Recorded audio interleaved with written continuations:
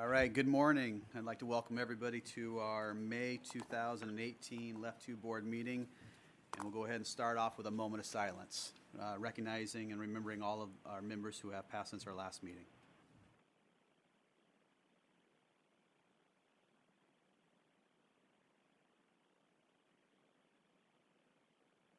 All right, thank you. All right, so before us, looking at our agenda items, number one is the approval of our April minutes that have been sent out. So moved. We do have a motion. Is there a second? Second. Motion's been made and seconded to adopt our April minutes. Any discussion? Seeing none, all those in favor say aye. Aye. Opposed? Motion carries. Thank you. What was that? That's all right. That's just, yeah. Thanks for coming. Sorry. Yeah, we could have put it, drawn it out a little bit, but yeah. No. Yeah, I'd like to make a motion. We'll talk That's some stuff. about the agenda for today's meeting is kind of broken out into three categories, if you will. To start the meeting, there's going to be several actuarial presentations leading into your rate-setting responsibilities in July. First up, kind of laying the background for the presentations to follow, is the preview of the LEF Actuarial Valuation Report. And Mitch is here from the Actuary's Office. Go ahead and come on up, Mitch, to do that presentation. You may remember Mitch did a similar presentation with one of his colleagues from OSA near the end of last year on the interim Val report. This is similar, except it's this is a rate setting year, so it's coming earlier in the year. The data, I don't want to steal, no spoilers, but the data may not be final or anything like that, but it's the start of the process of getting you familiar with the types of information and the types of actions that you'll be required.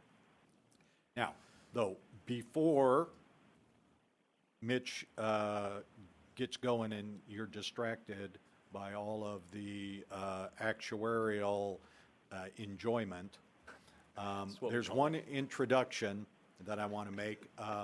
At the last board meeting, I think I mentioned to you that we were very fortunate to get a replacement for Paul Neal.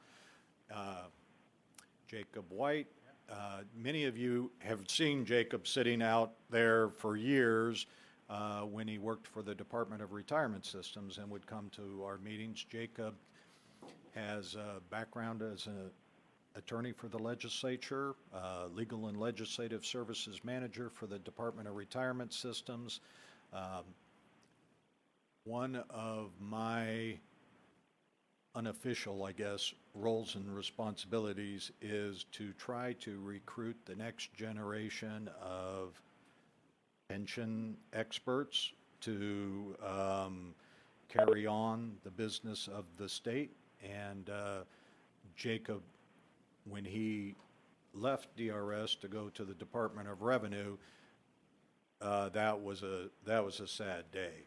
And so I kind of take a little bit of extra pride in the fact that I pulled him back. It's just like the scene from The Godfather. I thought I was out, and you pulled me right back. I told you at the last meeting, I'll say it again. One of my philosophies, it's just the way I'm wired. Everybody that I meet in a professional capacity, they are interviewing for a job all the time. And so Jacob, for years, was interviewing for a job that we didn't even know existed. But he was right there at the top of the list of people to reach out to, and I'm very fortunate that he agreed to join the team here. I think you're going to enjoy working with him as much as I have over the past several years. Now, with that, now we're ready for some actuarial excitement. Now, Mitch, I don't know, other than what I've already said, I didn't have any prepared remarks, so just jump right on in. Sure, yeah, onto the good stuff, right? Okay, so good morning, Mr. Chair and members of the board. For the record, Mitch DeCamp, Office of the State Actuary, and thank you, Steve, for the kind introduction. I want to also thank the board for the chance to speak with you today. I really do appreciate the opportunity to be here. And as Steve said, today's presentation is on the LEF 2 preliminary actuarial evaluation results. So this presentation is going to be pretty similar to one our office provided you last November on the 2016 valuation, and it's going to follow a similar format today. I'm going to start off on a little bit of the purpose of the valuation, then we'll get into some of the preliminary results, and then as a reminder, informational only, no board action is required. Before we get too much further, I do want to remind you that the results today are preliminary and they are still under concurrent audit. We feel comfortable presenting them to you today because we don't expect them to change. However, just keep in mind that they are still preliminary at this time. So purpose of the 2017 valuation, I would say the core purpose of this valuation is to estimate future benefits to be paid from the plan. We're asking ourselves questions like when and for how long will members be receiving those benefits, and how large will those benefits be. We then combine that estimation of future benefits with the funding policy that you set to calculate contribution rates and to fund that expectation of benefits. So those contribution rates, they're updated with the latest data, assets, and legislation. And another use for the evaluation is to check on the funding progress of the plan. Actuarial evaluations are a snapshot in time, so we want to take yearly snapshots to see if we are still on track with our systematic actuarial funding. And finally, we want to confirm that all of the data, assets, and methods, data assumptions and methods are still reasonable and conform with our current standards of practice. So getting into the good stuff, the highlights of the preliminary valuation, I've broken this into three categories here: assets, funded status, and preliminary contribution rates. So starting up there with assets, assets returned over 14% on the market value return basis. And as a reminder, that is the experience over fiscal year ending 6/30/2017. So that's above our expectation, our current expectation of 7.4%. So this next bullet, I'm gonna talk through this one, and then I'm gonna offer a little more explanation here. So the actuarial value of assets, the AVA, that's a smooth value of assets, and that is deferring asset gains of $581 million from that higher than expected return in 2017. So what that means is the board has a policy of asset smoothing, and when actual returns are different than our expectation, like they are this year, we recognize some of that difference over time in future years. And so for the 2017 return, that 14%, we're deferring $581 million over future years. We're going to recognize that slowly. Now, I have some more slides. I'm going to break this down in a little more detail. This is just the highlights right here. So moving on to funded status. Oh, excuse me.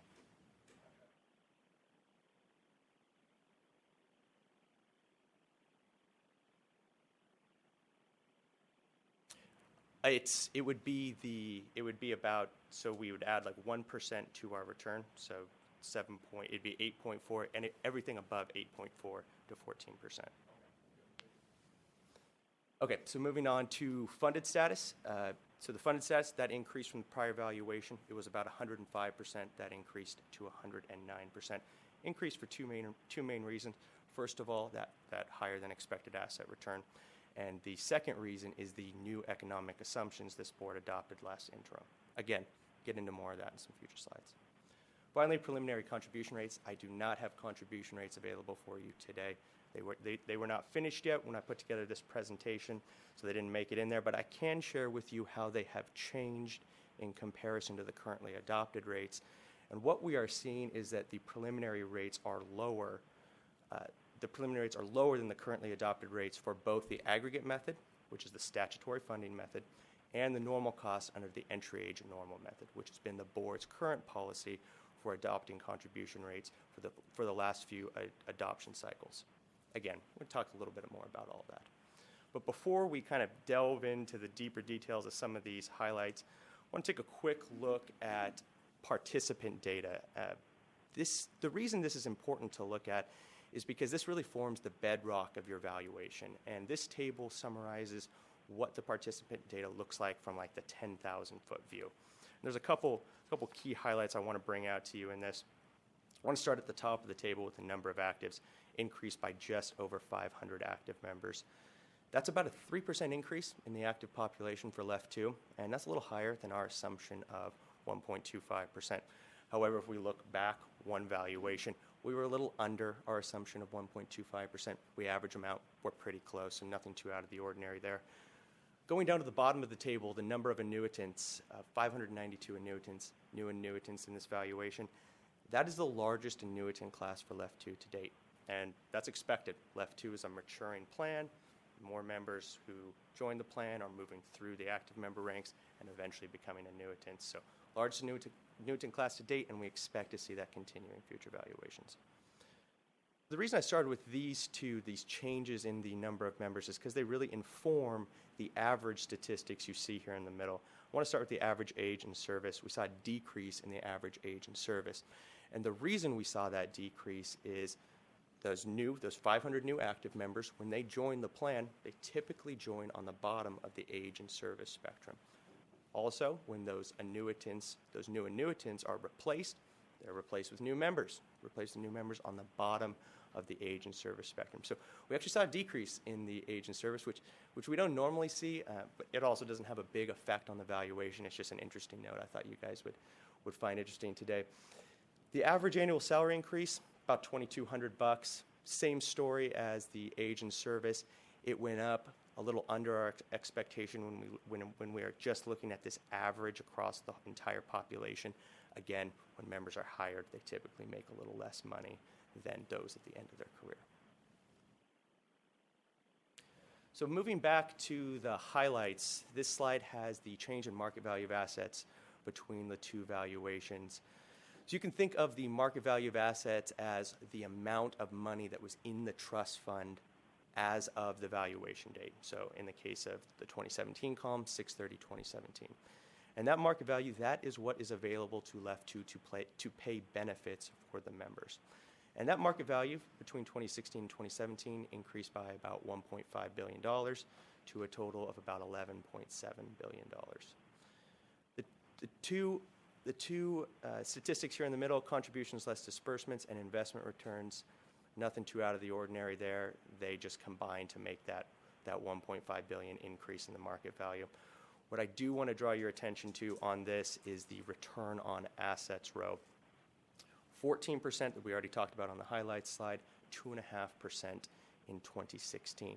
Now, our assumption is 7.4%, so it's doing a pretty nice job at shooting through the middle of that. But what you can see in this is the volatility that market value can return year over year, 2.5, then up to 14. So the board has the policy of asset smoothing to help manage some of that volatility. And on this slide, I have some notes on that asset smoothing and how we calculate it. We first reported the market value of assets, the MVA, by the State Investment Board. We then calculated a 2017 asset gain or loss, but in this case it was a gain because the 14% is greater than our expectation. For fiscal year 2017, we used the expectation of 7.5% instead of the new assumption of 7.4% because that was the assumption in place during that fiscal year. It really doesn't make a big difference on the actual calculation, but we stay true to what the assumption was at that time. Then we developed the AVA. The AVA is the actuarial value of assets. You'll see it denoted as AVA a few more places in this presentation. And we developed that by smoothing past and current asset gains or losses. And those gains, they're smoothed over a period of up to 8 years, and they're smoothed over one additional year for every 1% that the actual return differs from our expectation. Okay, so if the return is 8.5%, our assumption is 7.5%, we'd smooth it over. We'd actually recognize all of that immediately because that's within 1%. So every 1% above that, an additional year of smoothing. Maxes out at 8%. We also don't want the AVA to get too out of sync with all this smoothing from the market value, so we limit the AVA to a 30% corridor above and below the market value. And this smoothing does a pretty good job at reducing aggregate contribution rate volatility and funded status volatility because we use the actuarial value of assets in those calculations. Now, on this slide, I have kind of a big table for you that has the calculation for the actuarial value of assets. You have the market value of assets at the top, and then you have a bunch of years in which we are smoothing asset gains and losses. Now, what I don't want to do is I don't want to get into the nuts and bolts of this table. It's a nice piece of documentation, but I just want to get to kind of the core concepts of what this policy is doing for you. So let's start at the top, market value of assets. There's your 11.7 billion. I want to go right under that to the amount deferred column. And all of these values in there, 581 million, negative 331, all the way down to 87, that is the amount of assets that we are recognizing over future years from historical years in which we needed to smooth market value returns that differed from our expectation. So if we sum all of those up, we get to the bolded 720 down at the bottom. And that's the total deferral amount. So that's the total amount that we have not yet recognized. And then we finally get to the actuarial value of assets, about 11 billion. The difference between the market value at the top and the actuarial value down at the bottom is that total deferral amount, 720.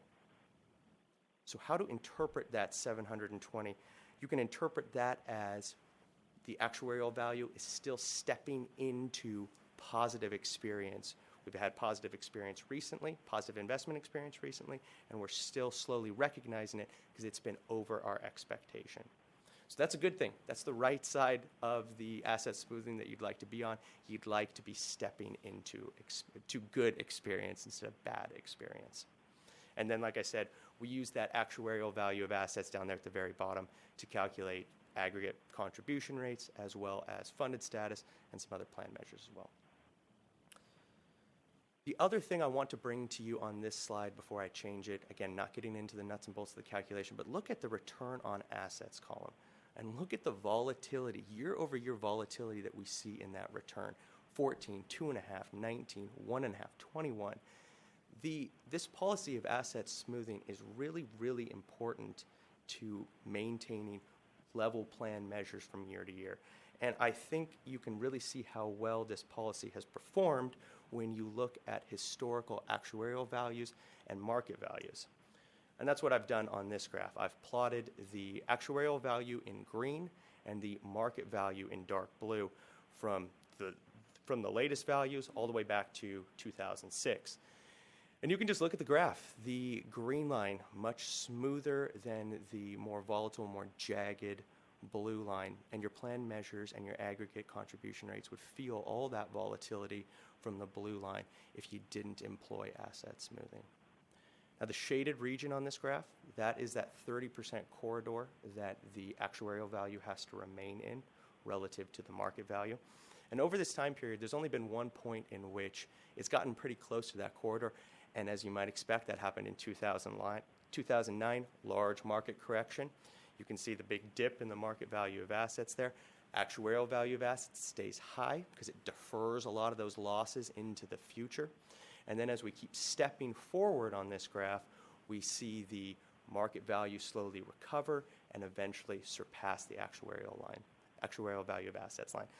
So I think this is just an excellent representation with historical data on a good policy that has performed well for you.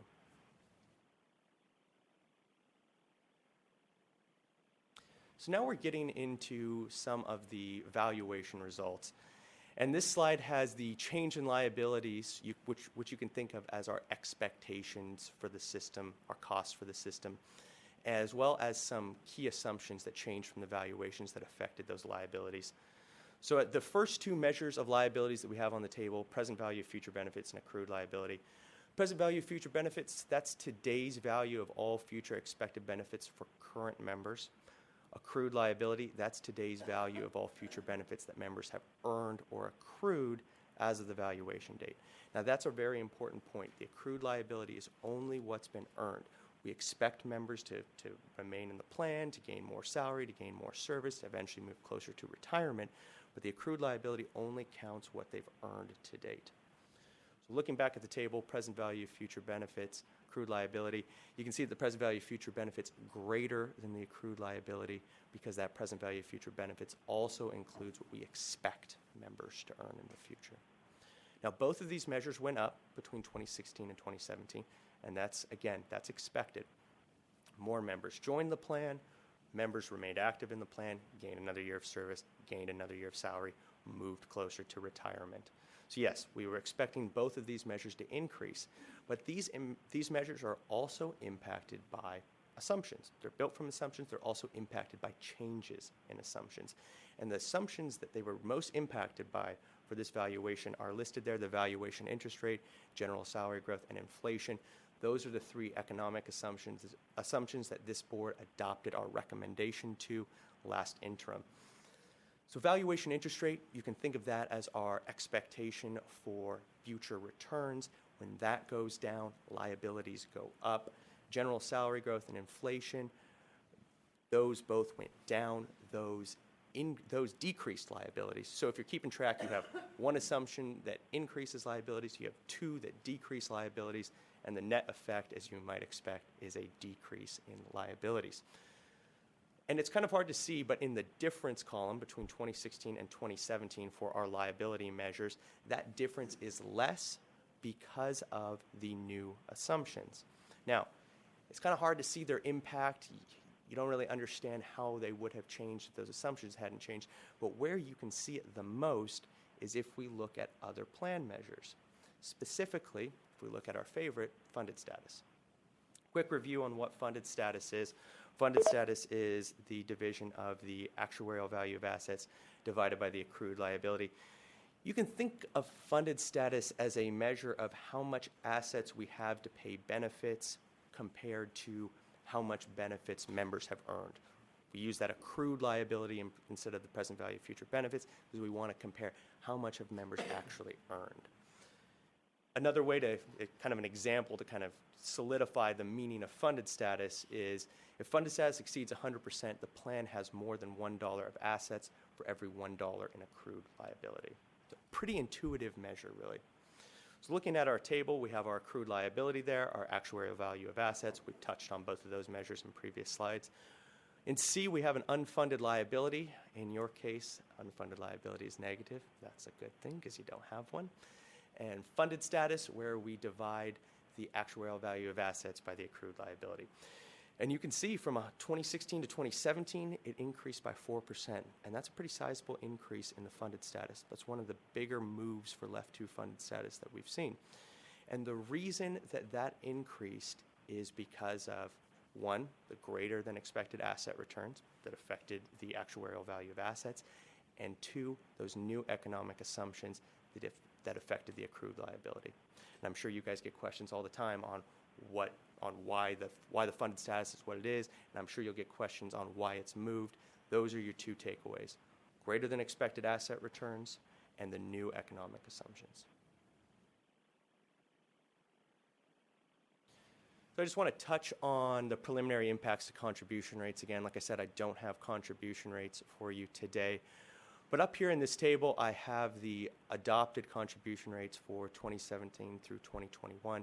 The board can adopt new contribution rates through 2019 through 2021 if you so wish, based off of the results of this valuation. Those currently adopted rates, those are based off of 100% of the NC, or the normal cost of the entry age normal funding method from the 2015 valuation. And as I said on the highlights side, preliminary results are showing that the new contribution rates for the 2017 valuation are a little lower than these, both for the aggregate rates, that's statutory policy, and the normal cost rates of the entry age normal funding method, the policy that this board has used most recently to adopt rates. One note I have for you on the normal cost rates, because Steve always knows about this one. The normal cost rate of the entry age normal method, that is not affected by assets. Asset performance does not affect the normal cost rate of the entry age normal method. It is, however, affected by assumptions. So the decrease in the normal cost rate of the entry age normal method, that is primarily due to the new economic assumptions that the board adopted last interim. So you have those economic assumptions really popping up everywhere. They affected the accrued liability, which in turn affects the funded status, which in turn now affects the normal cost rate of the entry age normal method. So in summary of the results of the preliminary results of this valuation, plan assets returned more than expected. Those strong asset returns combined with the new economic assumptions boosted the funded status. As we just touched on, preliminary contribution rates a little lower than the currently adopted rates. The finalized rates will be available for you at the June meeting. Overall, guys, your plan is considered very healthy. It's a great plan. But keep in mind, actuarial valuations are a snapshot in time. So that is just what the system looks like for the latest valuation. And with that, I'm happy to answer any questions. Any questions for Mitch? It was very good. Thank you. Very informative, yeah. I actually got it. That's good. Yeah, That's good. appreciate it. Anything else? All right. Thanks, Mitch. All right. Okay, Mr. Chair. Move, right? You're we're going to gonna- change the agenda up We've on got us. we're keeping you on your toes, so there'll be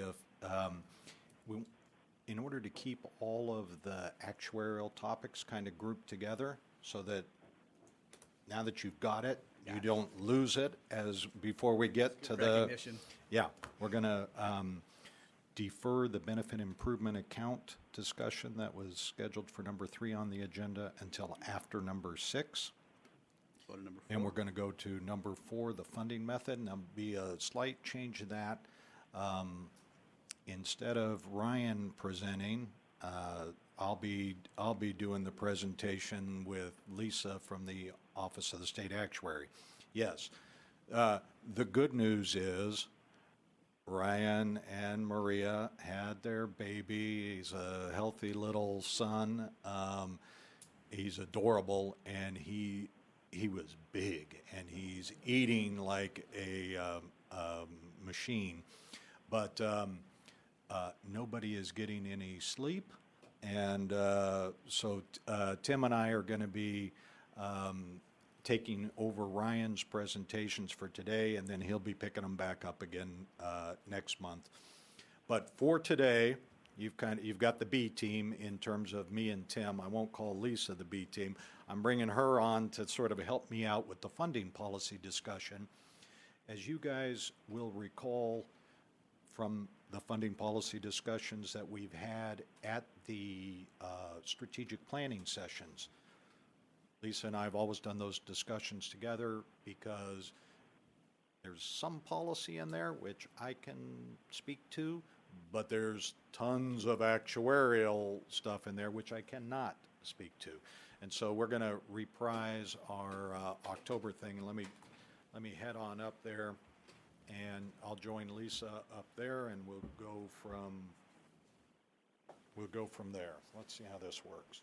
Right. Good morning, Lisa.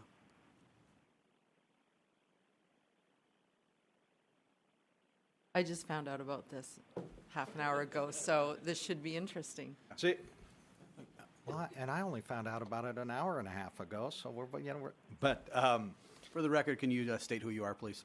Yes, Lisa No, Wong not with the you. State I'm Actuary's Office. Oh, okay. Thought you were being serious. No.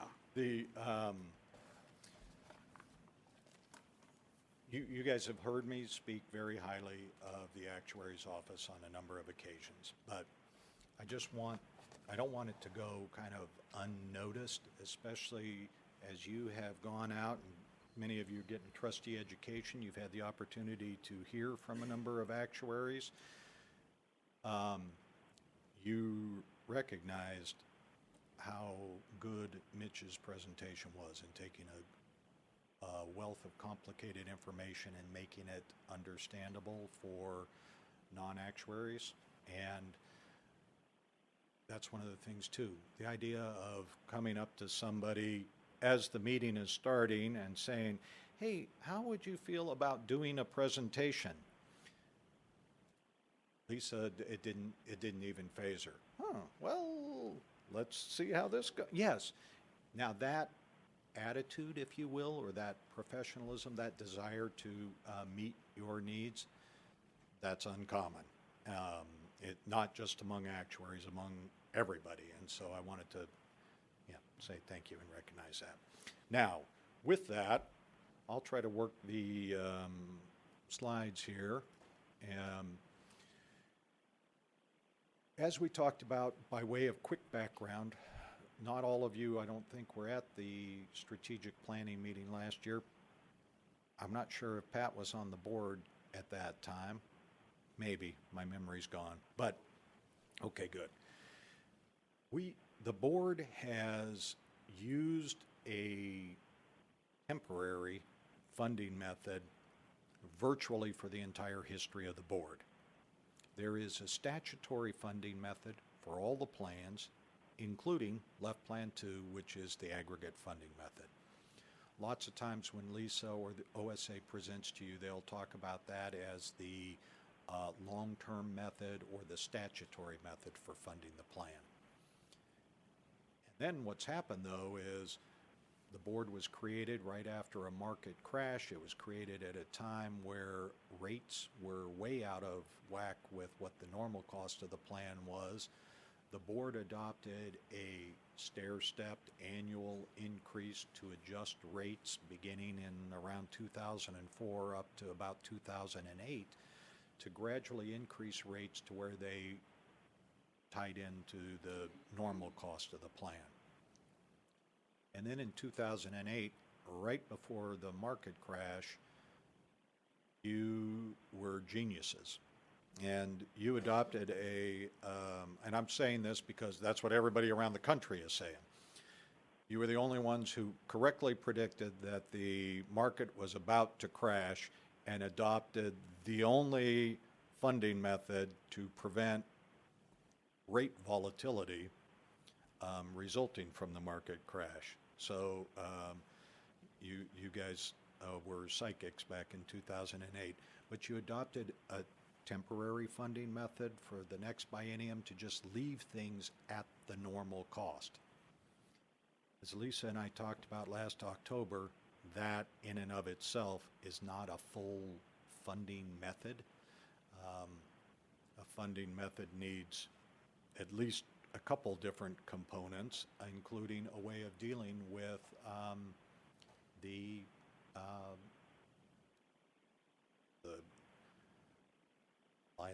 what's the actuarial term that I'm struggling to come up with? So I'll just take a minute to interject and just try to clarify, because it gets very confusing. There's funding methods which are set by the actuarial profession, and those funding methods have the goal of having all of the assets that the plan needs at the time that it needs them. So the whole goal of every funding method, so you've heard, we've already talked about aggregate, entry age normal. You probably remember hearing about projected unit credit or PUC. Those are all actuarial cost methods or funding methods with a goal of making sure you've got enough assets on hand when those liabilities or obligations come due. So those are actuarial cost methods developed by the actuarial profession with that goal, and because it takes into account all the assumptions and things that us actuaries spend our day doing. Then you have funding policy, and I like to think of them or provide to you the thought that your funding policies are like on top of your funding method. So you have your actuarial cost method that the actuaries figure out. And then you as a board develop these policies that layer on top of it to deal with things like the affordability of the plan, or one thing that's been very important to this board is rate stability. So those come from your funding policies. It also includes what Mitch talked about earlier, your asset smoothing. That's a funding policy. So when Steve's been talking about normal cost, that's a funding policy that you've layered on top of that aggregate actuarial cost method to take a component of a different cost method as your funding policy. So I hope that helps kind of clarify it, because it can get really kind of muddy. So you've got your actuarial cost method. Right now in statute, it's the aggregate funding method. Then you've layered on top of that several policies such as asset smoothing, using minimum rates from a different funding policy, or a different funding method, sorry. Again, see, I'm even confusing them. So if that's helpful for you to kind of see those different pieces. One of the things, yeah, that Lisa and I talked about last October is OSA does this great, they developed a method years ago in teaching about actuarial principles to use like mortgages or houses as an analogy. If think of a pension plan as a house, your actuarial cost method is your mortgage. And just like there's different types of actuarial cost methods, there's different types of mortgages. And it's an oversimplification, but in a general idea, back in 2008, you sort of switched from a variable rate mortgage to a fixed rate mortgage. Both of them will pay off the costs of the plan over time, just like both mortgages will pay off your house over time. They just do it in different ways. These are some of the funding policies that Lisa mentioned that you have adopted over the years as variations, modifications to your actuarial cost method. Some of them are goals, some of them are actual funding policies. For instance, one of the things that the board identified very early on, you did a strategic plan. One of your goals was maintain the financial integrity of the plan. And then to meet that goal, you adopted some different strategies. One of those strategies was stable contribution rates. Another one of those strategies was full funding on an ongoing basis. You see those two up on the top. Turns out those two strategies are actually in conflict with each other. If you want to keep the funding right at 100%, you'll constantly be adjusting your rates up and down depending on whether you're currently above or below 100%. And so you'll introduce instability in your rates. On the other hand, if you keep your rates fixed and stable, then your funded ratio could be above or below 100%. So the board, way back in 2004, started prioritizing, discussing options for those. Which one is, if you had to pick one, which one is the priority between the two, and what strategies could you use to accomplish your goal? The situation that you find yourselves in today as a board, as you adopt rates and as you consider adopting a formal actuarial funding method, or perhaps changing the one that you have in statute, that situation is a result of those decisions that were made by you, some of you, and board members before you. Smoothing investment returns, that's in statute. The asset value corridor, that's in statute. That was actually a board recommended bill. Minimum contribution rates, board recommended bill. You were the first plan in the state to adopt an asset value corridor. You were the first plan in the state to adopt a minimum contribution rates. You were the first plan in the state to use a multi-year schedule to kind of stair-step up your rates to get them back. All of those policies that you adopted back over 10 years ago were used in some of the other plans as well to meet the exact same funding challenges in the other plans that you were facing with Left 2.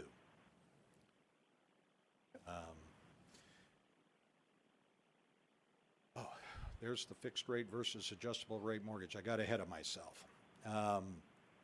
The aggregate method is the method in statute. That's an actuarial funding, an actuarial cost method, as Lisa described it. The aggregate method is focused, it's been adjusted as well, so it's a simplification, but the goal of the aggregate method is to keep the funded ratio right at 100%. It's really good at doing that. One of the ways it does that is by recognizing any changes in assumptions, any changes in asset values from investment returns in a very short period of time.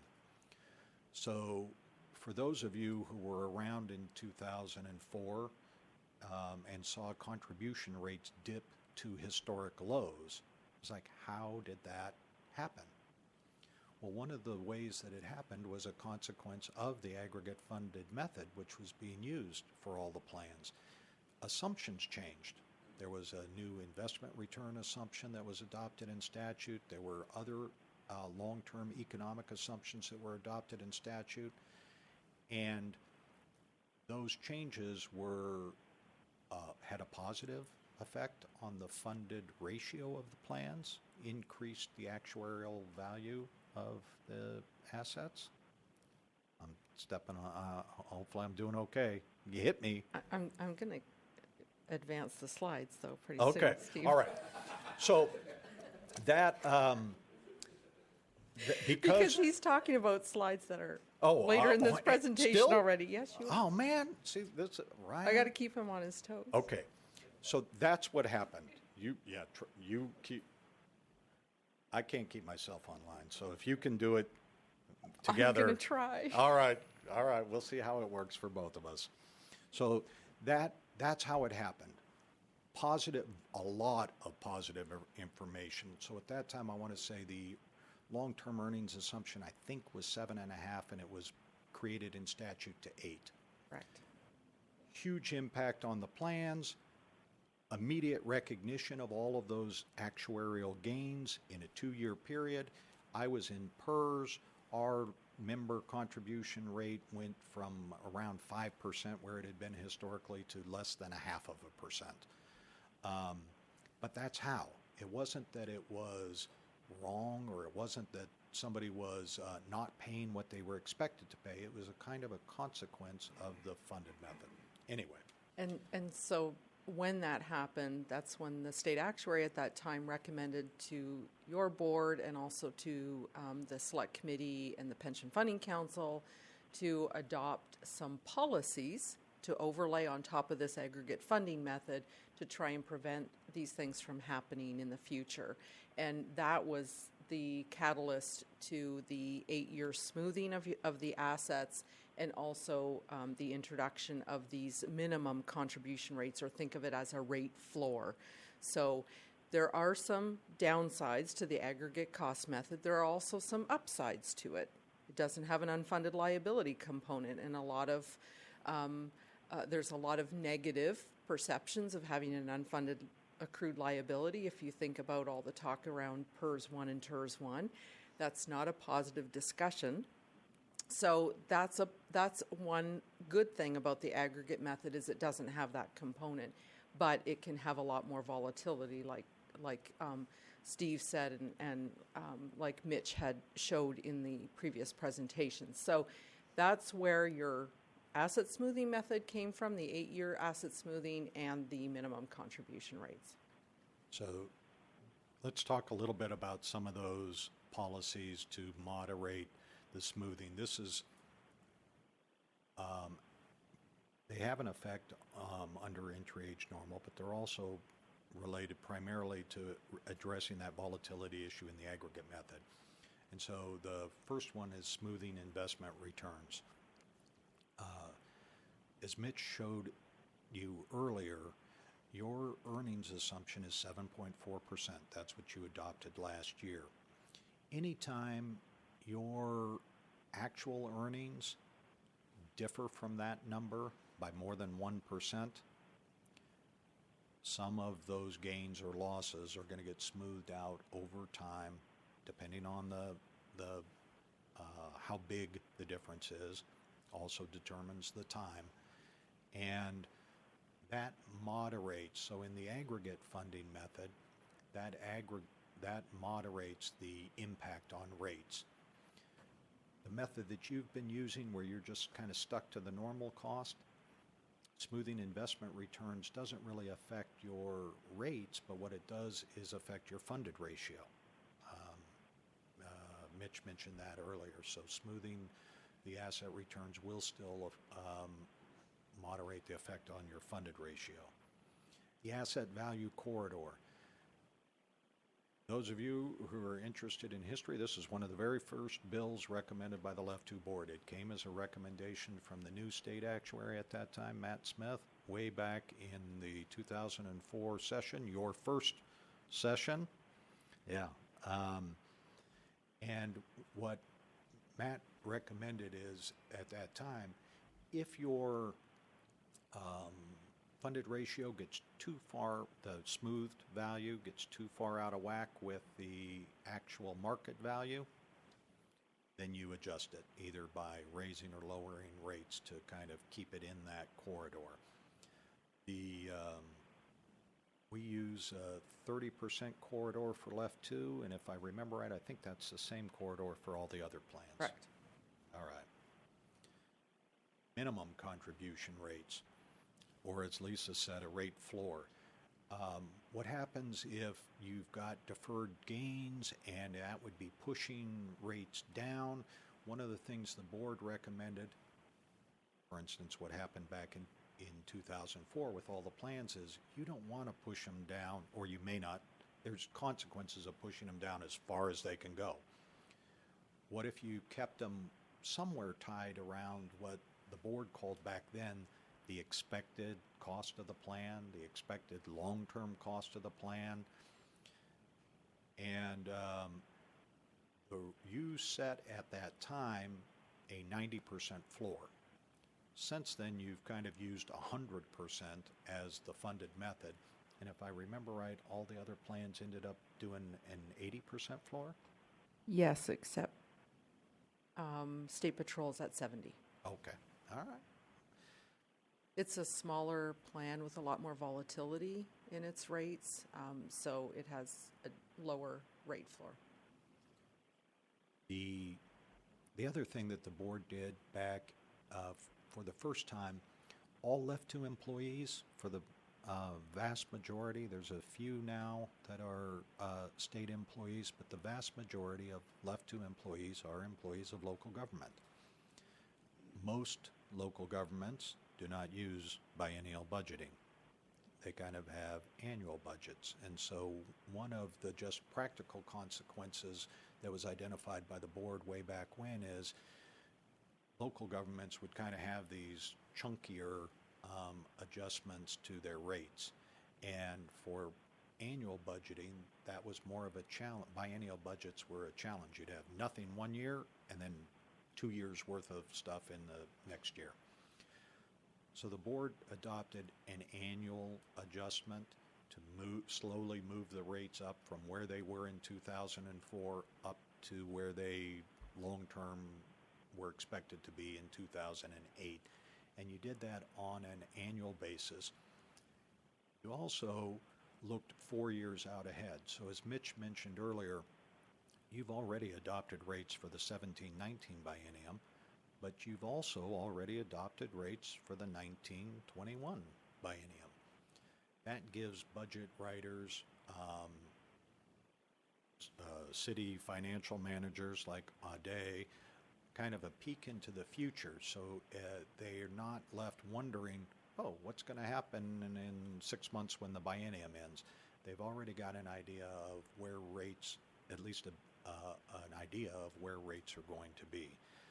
And that also now fits in well. The state has moved to 4-year budgeting in general, so it helps them as well for their long-term planning. Now, this one's pure actuarial. I'll go next. Yes. All right. Okay, so just a little bit more background on the funding methods just to help clarify. So the aggregate, that's the funding method that's in statute for all of our open plans. So all of our open plans have that same funding method. Really, it has just one component. Everything, if you think about it, everything is just rolled into it, whether we've had good experience, bad experience, a whole bunch of new hires, changes in assumptions, all of it gets rolled into one number, and that number is basically what's the contribution rate we need to fully fund everything through the future salaries of our current members. So it just says what's that future benefit, those numbers, those obligations Mitch talked about, minus the assets we already have on hand, what's left? What do we still need to fund for the remaining working lives of our current members? We're going to divide that by their expected future salaries, and there's our rate. So that's basically what the aggregate funding method is doing. It takes into account intergenerational equity because it's saying we're going to pay for this by over our current members' salaries. It has pros and cons, as I mentioned. There's no unfunded liability, but it can have some volatility. You've got policies in place to try and limit some of that volatility. Now, you are using a component of the entry age normal cost method. I want to make that super clear because this is where it can get confusing. The entry age normal cost method is different from aggregate. It has two components. It doesn't just have the one. It has two pieces. So if you were using the entry age normal cost method as your funding method, you would actually see us bring to you every rate setting time a normal cost rate and an unfunded liability rate. And the combination of the two is what we would recommend that you contribute in order to fully fund your plan. So you would actually have a UAAL rate if you were using this as your actuarial cost method. But you're not. You're using aggregate that doesn't have a UAAL. And then you take one component of this one, that normal cost, which is that stable component of this funding method, and you use that as your minimum rates. So that's the difference. You're using part of this funding method as your policy to provide stable rates. The one downside, and I think that goes into what your method is. The one downside that I want to share with you, I want you to be aware of, is when you're not using the full entry age normal cost method, the two components, you could find your plan either becoming overfunded, too overfunded, or underfunded because you're not using that UAAL component, right? Can I ask a question? Yes. So when you mentioned the overfunded, what is in your world, what is overfunded? What does that look like number-wise, percentage? It's a great question, and there really isn't a particular number because it can vary based on the maturity of the plan.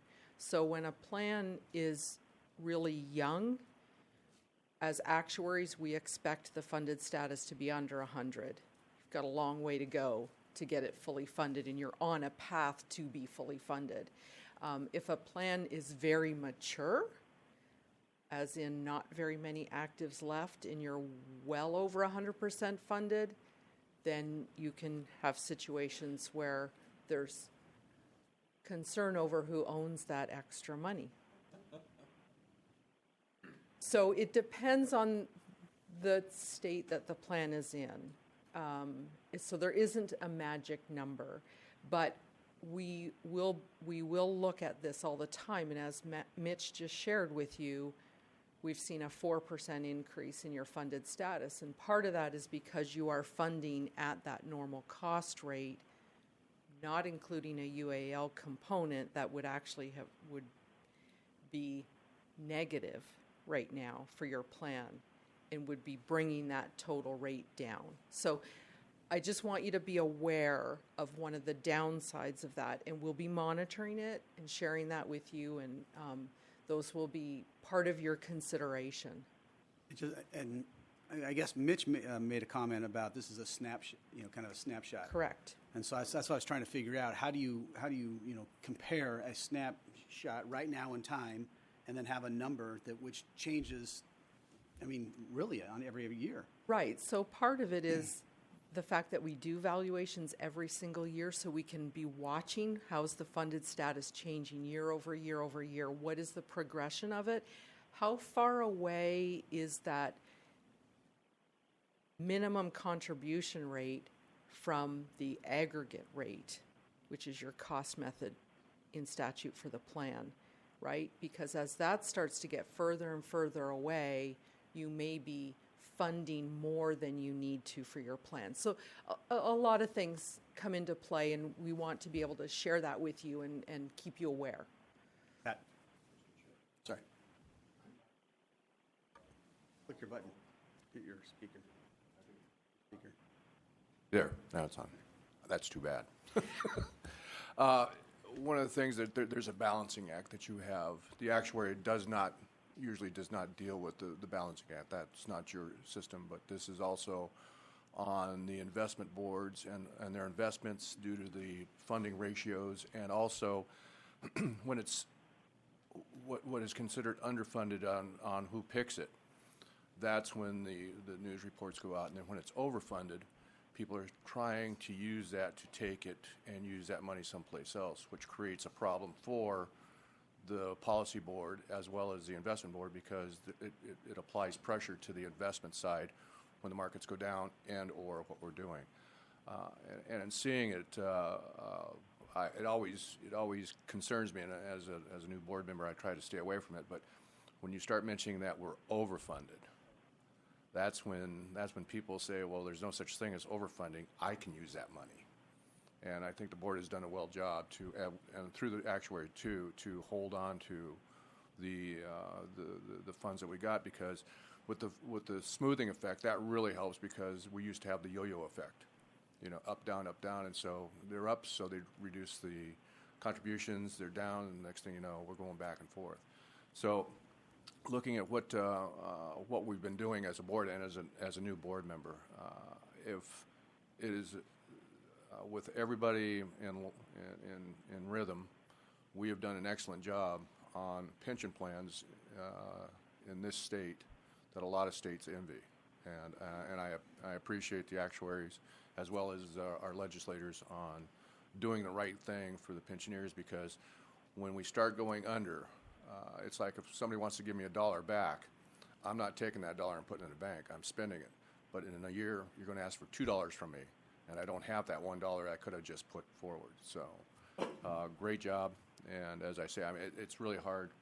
When I was on a different board, when they started talking about what is a fully funded pension, that was always, everybody winced, because everybody wanted that number so they could use it to their benefit, either good or bad. So, and that's why I kind of winced when Dennis asked. Yeah. So, but great job.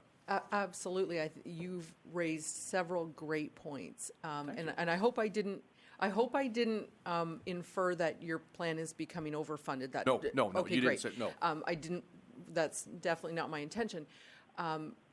Yes, you have done an amazing job of being able to keep your rates stable and make it through some really difficult changes that were recommended by the state actuary's office, that other plans were not able to handle immediately. So dropping that investment return, you were able to go from 8% to 7.5% immediately. You've now dropped it to the 7.4%, which is our recommendation from our office. You were able to implement longer lifespans immediately, all with keeping your rates pretty stable. So I think you're in a really great position, and what I just want to leave you with is that we'll be just monitoring it, which is what we do by bringing this to you every year, and just making sure that that funded status doesn't get to a point where maybe someone says, oh, wait a minute, we'd like to get our hands on some of that. So. Well, thanks, Mr. Chair. Pat, you nailed about half of it. That's pretty much where I was going to go. But without going way far in the weeds, that's exactly what happens. You underfunded as hysteria. You have a couple percent over, and all of a sudden it's you're chumming for sharks. And so there, and from a couple years' experience, it seems like 10%. For some reason, is that like a magic point? All of a sudden, it's like, oh my God, that there's exceptional gains, whatever term we want to use for that. I was going to suggest maybe between you and Steve, if we could change the narrative on this. You'll be in front of us, probably equal amount. You'll be in front of SCPP on this, and rather than talk about funding statuses, talk about the bigger picture and attempt to reframe the issue as to something that would be a normal figure in the life cycle of a retirement system and a trust fund out there, and help them understand, help the people on the committee understand, because they in turn will be in the land of the blind, one-eyed man is king. They will be considered the experts, to the rest of caucus out there, and their opinion will carry sway, that this is not overfunded. These are things that are natural cycles in a funding status here, and to try and reframe the issue so that you don't have people, say, for example, hypothetically, in Republican leadership to say, we've got this dent down here, this one's in the yellow zone, and we can go ahead, we can backfill this, so we can combine these systems and do this as a matter of efficiencies out there, which conversation's been had quite a bit over the last 5 years here. So, could you comment on that, either one of you, to how we could actually change the narrative a little bit to help them think correctly? So I like to think of it a little bit as your reserve, right? So a reserve for experience that isn't what we expect. The Guaranteed Education Tuition Program, GET, they set a reserve. Now, they're a little different because they can't recoup, right? We recalculate contributions every 2 years. They don't have that opportunity. When units are sold, that's it. So they need a reserve in that situation. But the experience I've seen of this plan is having that little bit of reserve, being a little bit over 100% funded, has allowed you to do the things you've been able to do that, from our perspective, were necessary for the plan. Lowering the expected rate of return, increasing lifespans. So you've been able to do that and not impact your rates, not have some of the issues that the other plans have of affordability and having to step into their rates. Some of the other plans right now are below 100% funded because they haven't been able to do the things you were able to do at the time. So they're having to they had to step into lowering the rate of return. They've had to step into paying the costs of longer lifespans. I mean, this has taken them several biennia to get through this whole period, whereas this plan was able to do it immediately because you had the funding to do it. So that's, I guess, one perspective. I don't know if Steve has a different one. Yeah, it's been a challenge for me going back to the Great Recession. From the beginning, there was a little bit of pushback. There's always been some degree of pushback on the rates adopted by the board. You're the only plan where the legislature doesn't adopt the rates. The other plans now, the Pension Funding Council does it, but the expectation always is the legislature kind of reviews that and takes the PFC more as a recommendation than an adoption. Now that's starting to change. One of the things that, a couple of things, like, so for instance, back in the day with Representative Hunter, you're overfunding your plan. No, we switched to a fixed rate mortgage. Sometimes fixed rate mortgages cost more than adjustable rate mortgages, but they both pay off the plan we switched to a fixed rate mortgage. You might at some point in time want to do the same thing. That's helped. The other thing that's helped is, in terms of reframing the narrative now, is history. So when I was having those discussions back in 2008, I could talk about the goals of the board. Now, like Lisa said, now we can talk about the accomplishments of the board. You were able to get through some very tough actuarial times and do everything that the actuary recommended when they recommended it. That was unique among Washington plans. It was extraordinarily unique among plans around the country. So one of the things I've told you before, and I talk about in presentations at different organizations, you were the only plan, public plan in the country to get through the Great Recession with no rate increases, no benefit decreases, and still 100% funded. You were the only one. And the reason primarily has to do with, as Lisa's explained, those funding method and funding policy decisions that the board made prior to 2008. So one of the things the board might want to be thinking about, and I know this will be a topic for your offsite in October, is does it get to a point where we say, okay, we've got enough reserve for unexpected negative experience, right? If we have unexpected negative experience, we don't want it to drop our funded status below 100, right? So we have enough reserve now that maybe our rates come down. Maybe they come down to the 90% instead of 100%. That might be a discussion you want to have at your offsite. Is there a level of that funded status where we say, okay, we've got enough to ride us through some difficult times, and we want to get our rate a little bit closer to that aggregate rate. So that's the last piece that I will throw out there at this point, and then move to our last slide to try and wrap this presentation up. Yes. Yeah.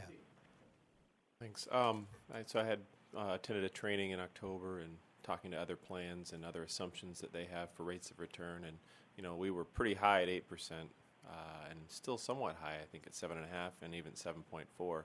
Are those situations where 5 years down the road, we'll be coming back with, hey, we're looking at 7% now as the rate of return assumption. And what does that impact on, even if you're 109% funded now, is that, does that take you all the way down to, 98%? So, I mean, is that a real option? And that's just something I'm thinking about is, there's things on the horizon. We have no idea what that is, but just seeing other plans around the country, I don't think they're all at 7.4 even. Can you maybe expand on that? Yes, that's a great question also. And that's correct. We are a little on the higher side of the average for government plans and their rate of return. That's also an indication of the quality of our state investment board and their ability to earn a great return. But one thing we could do is we could actually do that calculation for you. What would your funded status be if our long-term rate of return was 7 instead of 7.4? That's a pretty easy calculation we could do. And if that's something you wanted for your discussions in October or at some point, yeah, we could absolutely do that for you. Real short. One of the things, and it's pretty simple-minded, especially since I'm talking about it, is like last year our rate of return was, just pick a number, 2.8. This year, or vice versa, it was 14%. Okay, that's 16%. We're looking at 7% over 2 years. We actually got only an 8% return. And I think that's simple math. That's real simplistic math. But some people don't see it that way. They just see the 14% this year, and they're saying, "Holy moly, you're making all this money. We need to sweep it."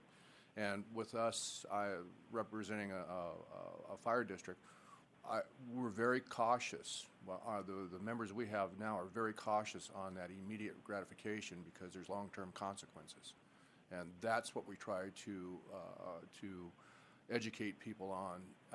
People that when they say, you got too much, give me back some, and you have to make sure that people understand, short-term gratification, long-term consequences.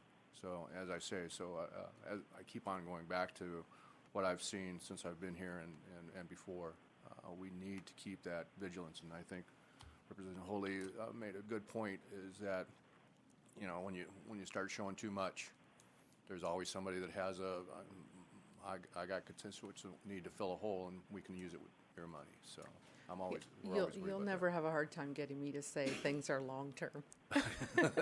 We talk about it all the time, right? It's we look at it as a 50-year horizon. Right? Yeah. We have to get through not only your working life, but your after working life. Well, I like the 50 years because I'm just retiring and I'm planning on making all 50 Excellent. years. So Excellent. So we'll wrap up with this final slide that just gives you a visual of what's been before the board at rate setting time. So the green line represents the rates adopted by the board, and you can see how smooth those rates have been. The blue line the light blue line with the most volatility represents the full entry age normal cost method. So that would be the normal cost that you use for your rate floor plus the UAAL component, that unfunded liability component. So that light blue line is showing you the total net rate from that cost method. And then the dark blue line is the aggregate cost method. And you can see that there's a fair bit of smoothness to that rate as well because of the asset smoothing. Is the rate floor built into that one too? Do you know? No, I believe that's the pure aggregate cost method. And there might be some underlying additional information with the entry chart. I didn't prepare this chart, so I'm not sure what other things I would need to say about that Yeah, you're- medium blue line. For a presentation that you hadn't seen until just now. Lisa, you That did ends remarkable. our prepared remarks. Happy to take any questions. Yeah. Representative Berquist, in addition to sort of the national tendency there's a pressure to lower investment return expectations. Each year, plans around the country already, many of them are lower than us. The State Investment Board has been more successful than peer plans in their results, and that's helped us. The 7.4 recommendation was based on the capital market assumptions that the SIB used. It may be, though, the expectation for plans around the country is that the pressure for the foreseeable future is going to be pushing downward on investment return expectations. And similarly, the other trend that's out there is life expectancy. There's still a bit of uncertainty whether all of the future improvements in life expectancy have been correctly priced into actuarial assumptions for plans all around the country. The Society of Actuaries is going to do a new study specific to public plans in the very near future, which may or may not be different from the assumptions that the board is currently using, and that could, for a lot of plans, that's also they're kind of playing catch up. In your case, who knows? It might be good news, but in general, the pressure around the country is that life expectancy is also increasing the cost of the plans. So the decisions weren't made, I don't think, at the time with the idea of creating a reserve in order to buy actuarial conservatism down the road. Nobody knew that the market crash was going to come, but because of those decisions, you as a board were well poised to manage a situation. And again, as you can see from that prior slide, from the point of view of contribution rate stability, which is what the board was talking about back in 2005, 2007, 2008, the method that you ended up using throughout that process has been remarkably successful. With that, we'll move on to the next presentation. We'll bring Tim up.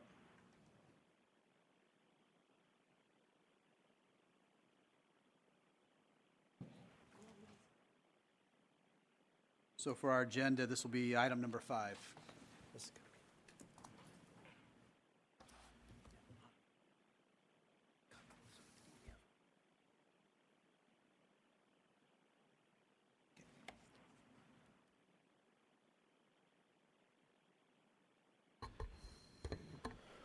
Thank you, Mr. Chair. For the record, Tim Valencia, Deputy Director for the board, and also Ryan Frost, stunt double for today. This is the contribution rate setting introduction presentation. As it suggests, this is the beginning of a process. And in large part, this presentation is a continuation of the last two presentations. We'll consider it perhaps drilling down a little bit further into the details of the contribution rate setting. but because of all the information you've already received, there are some overlaps in this information. So a lot of it I will not be going into the detail because you already have the details, but I'll be focusing primarily on the process. Some of you have not been through that process yet with us, so we want to make sure that as you move towards the adoption of rates in July, that you understand the whole development of that process leading up to that decision. It is one of the key responsibilities of the board to set the rates. So this is setting the stage for the next couple of meetings and ultimately leading to the adoption that will occur.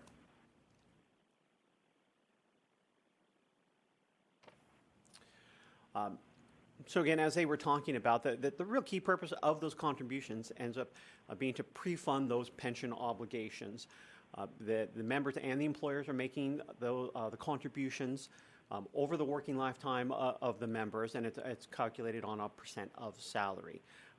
Again, the whole purpose of that is to be able to accumulate the funds necessary to be able to pay the benefits that have been promised. That's the key goal ultimately of the contribution rates. And again, we do that by taking in contributions, those are invested, and grow with earnings, which helps reach that goal.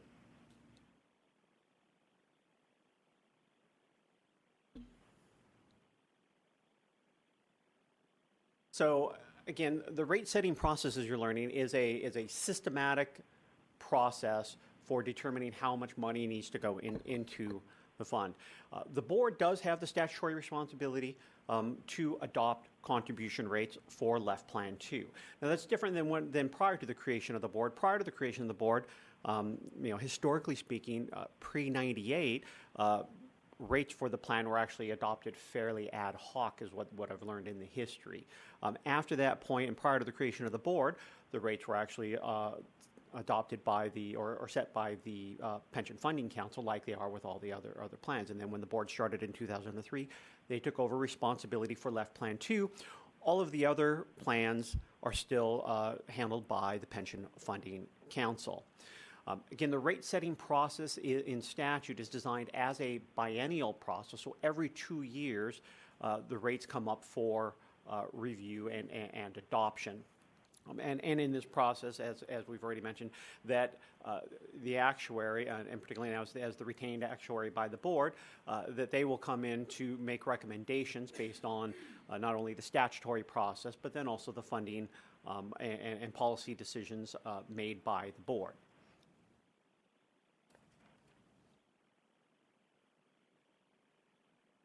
So just to set up the next presentation as well, there's two types of contribution rates that you have responsibility for. The first one is the basic rates or the base rate. Sometimes that's what we're really talking about in this presentation, which is that biennial rate. That's that primary rate. The other kind of rate, which we'll talk about in the next presentation, is the supplemental rate. So just know that there are two different kind of rate discussions that may come into play. Supplemental rates tie more to specific increases tied to specific pieces of legislation, but we'll explain that a little bit further. But the key to the basic rates, as was said in the earlier presentation, is that the basic rate, the key is paying for the existing benefits that are already promised in the plan. The supplemental rate is, again, paying for additional benefits added to the plan. So for those basic rates, that the actuary will make recommendations, and they'll calculate the various options that we discussed. There's a couple of different rates that they will calculate to be presented to the board. That those are all involved the statutory requirements that for the base rate, and then they'll also calculate rates based on the policies and the past practices adopted by the board. Now, the base rates are calculated, or they're considered every even numbered year, and they're based on the evaluations from an odd number year. So this year in 2018, we're looking at the rates based on the 2017 valuation. Now, it has been the board's practice from the very beginning that we do have the valuation for the rate setting audited by an outside actuary. That's just good governance practice. So we have engaged the firm of Bartel and Associates, specifically Marilyn Oliver, who the board has done a lot of practice with. She is in the process and working with OSA and doing evaluation, and we will have the result of her audit at a future. That would be for the supplemental rates. Oh, I'm sorry. Yes. The actuarial valuation. Oh, I'm sorry, I'm on the right. That's I'm okay. right, I'm on the right. Actuarial valuation is being audited by Milliman in Thank you. conjunction with the other plans. So they're auditing all of the state retirement plans. Sorry, I got my contracts mixed up. Correct. So, yeah, and Milliman will be presenting at the July meeting on the results of their audit of the full evaluation. My apologies for that. And again, typically when the base rates are elected, that usually it's a 2-year rate and they go into effect for the ensuing biennium. But as has already been stated, that because of the use of multi-year rate plans, the board has already adopted a rate for the next biennium. So this really this process now really constitutes checking in on that previous decision and evaluating whether or not you should want to stay with that rate or whether or not it requires any adjustments.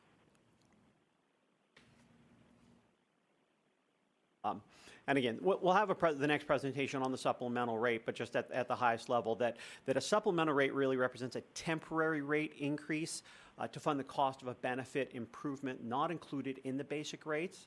And that's a short-term thing because that once you go through the initial cycle, that the next rate-setting cycle, that increase, that temporary increase will just be folded into the full rate of the plan. So it's just a very short-term aspect of pre-funding.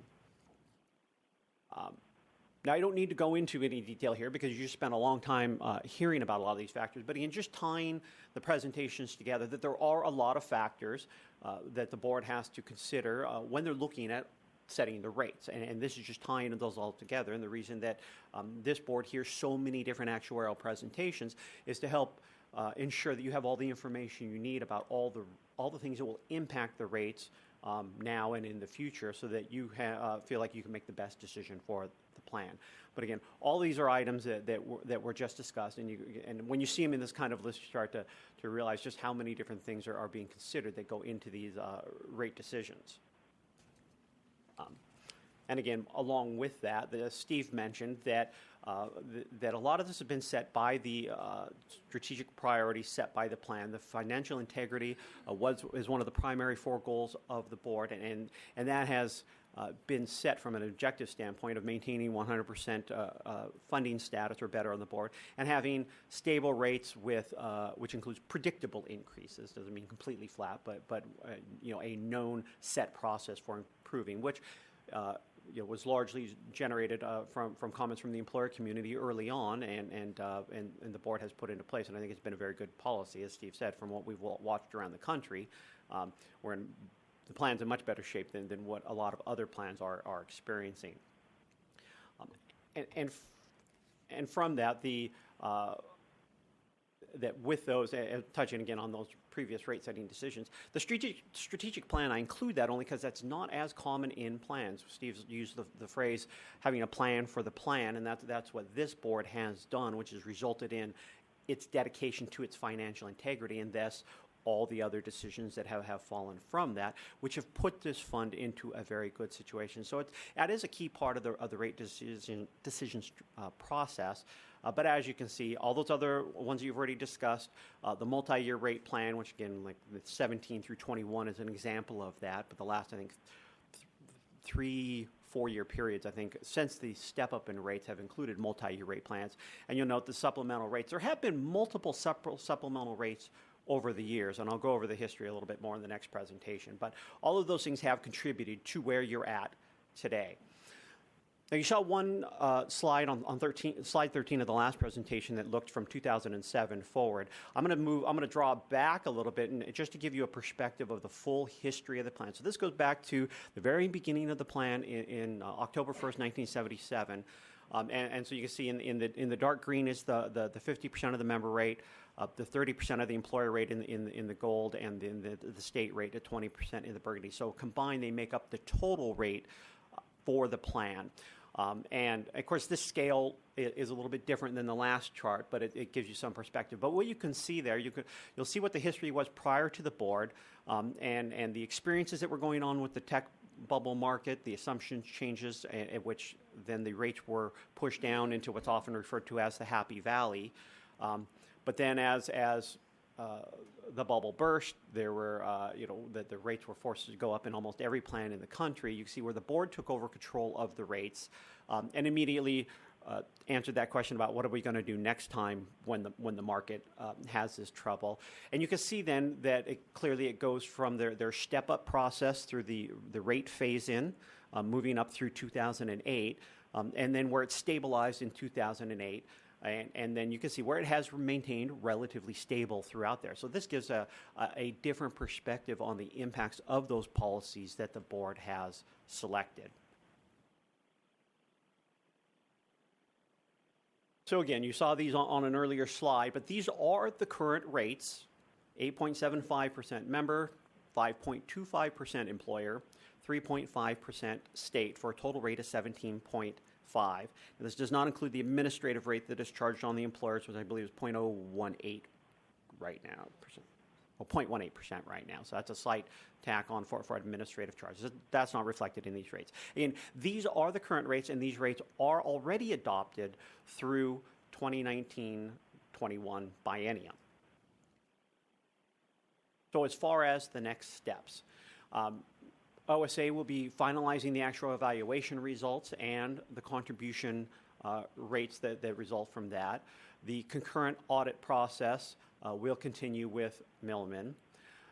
The rates options calculated by the Actuary's Office will be presented to the board at the June 20th meeting. Milliman, the outside actuary, will present the preliminary results of their, or I guess it might be final at that point, but they will present the results of their audit at the July meeting. That will also be the meeting where the board will consider adoption of the rates. Now again, rates have already been adopted for 1921, which goes from July 1/19 through June 30/21. But again, that's the point where if you take no action, those rates stay into place. Or, depending on the results of the actuary's recommendations, the board can consider whether or not they want to change the basic rates at that point from the existing scale. I believe that's happened at least once in the past, where they did make a mid-process change and then just extended that window, if I recall properly.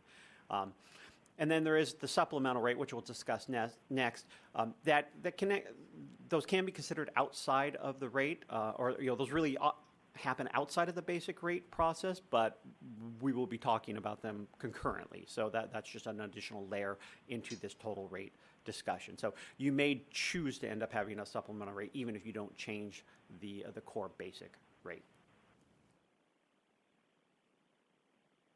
Go ahead, Steve. Thanks. So just a question based on, exactly where we are now. If we were to take, let's say the actuarial recommendation was that we lowered rates to 8.5% for employees, so 17% overall instead of 17.5%. Let's just say that was the recommendation. Would that be based on going forward that it would be at 109% funded, or would that be saying it would gradually step down to 100%? How does that play in? I don't quite understand what that assumption or what that recommendation really means. I'll take this one. So we would be presenting to you two sets of rates, maybe three. The aggregate rates, which is your full cost method rate. I can guarantee that will be quite a bit lower than where you're at right now. We will also be presenting to you your 90% or 100% of that entry age normal cost rate only. That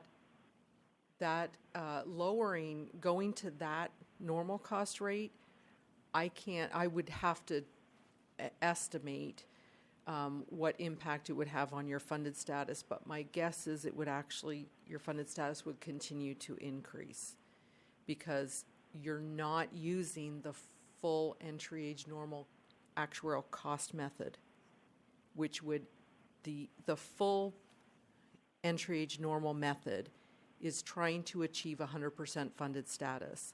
And it has a normal cost and an unfunded liability component. And your unfunded liability component for your plan right now is negative, which means the rate for you to achieve 100% funded status would be lower than the normal cost that we'll be presenting to you. I hope that's helpful. So I think you would, if you adopt even the normal cost that we present to you in June, I believe you're still on the path to an increasing funded status.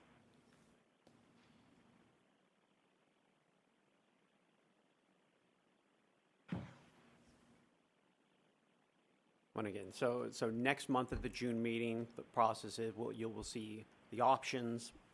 Those will be good discussions to have there, and then considering a decision at the July meeting if that's the will of the board.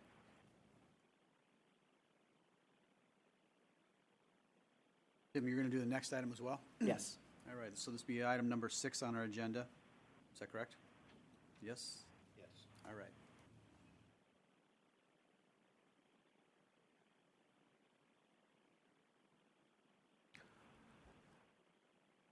Okay, again, for the record, Tim Valencia, Deputy Director for the Board.